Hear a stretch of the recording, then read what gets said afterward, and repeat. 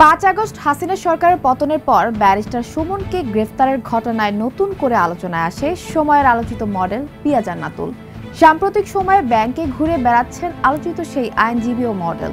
Bangkok থেকে তিনি ঘুরে বেড়ানোর ছবি পোস্ট করছেন সামাজিক যোগাযোগ মাধ্যমে।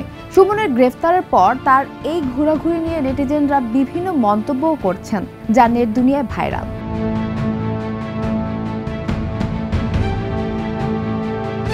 জসিমউদ্দিন নামে একজন পিয়া জান্নাতুলের পোস্টে মন্তব্য করেন, আপনার কলিগ জেলখানায় আপনি ভ্রমণে এনজয় করছেন। এর প্রত্যুত্তরে পিয়া বিএনপির ভারপ্রাপ্ত চেয়ারম্যান তারেক রহমানকে ইঙ্গিত করে এক মন্তব্য করে বসেন, কারণ জসিমউদ্দিনের প্রোফাইলে তারেক রহমানের ছবি ছিল। তিনি লেখেন, আপনার প্রোফাইলে ছবির নেতা এক যুগেরও বেশি বিলেত, আর আপনি আমার প্রোফাইলে কমেন্ট করেন এনজয় ব্রাদার। এ নিয়ে নেটিজেনদের মধ্যেও চলছে নানা আলোচনা সমালোচনা।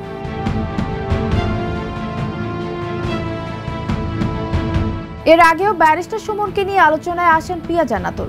গ্রেফতারের আগে সুমনের অবস্থান সম্পর্কে জানার জন্য তার চেম্বারে পিয়ার সঙ্গে যোগাযোগ করা হয়। এ ব্যাপারে এই অভিনেত্রী তখন বলেন, বর্তমানে ব্যারিস্টার সুমন কোথায় আছেন তা জানি না, আমি তো আর ওনার বউ লাগি না। তার বউকে যদি খুঁজে পান তাহলে তার কাছে ওনার সম্পর্কে জানতে চান, আর মনে করেন আমি যদি জানি তাহলে কি আপনাকে বলবো?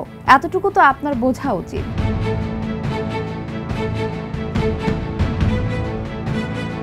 সে সময় তিনি আরো বলেন, কিভাবে জানবো আমি? এই অবস্থায় সে যদি দেশে থাকে তাহলে কি আমাকে ফোন দেবে? কি করে ভাবলেন এমনটা? তার চেম্বারে অন্য যারা কাজ করেন বরং তাদের সঙ্গে যোগাযোগ করে দেখতে পারেন, কেননা তার সঙ্গে মাত্র 1.5 বছর কাজ করেছি আমি।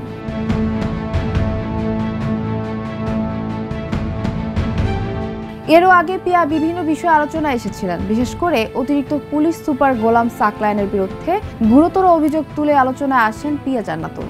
সাকলায়েন ও পরিমণিকে নিয়ে যখন চারিদিকে শোরগোল, তখনই নিজের সামাজিক যোগাযোগ মাধ্যমে এই বিষয়ে পোস্ট করেছিলেন তিনি।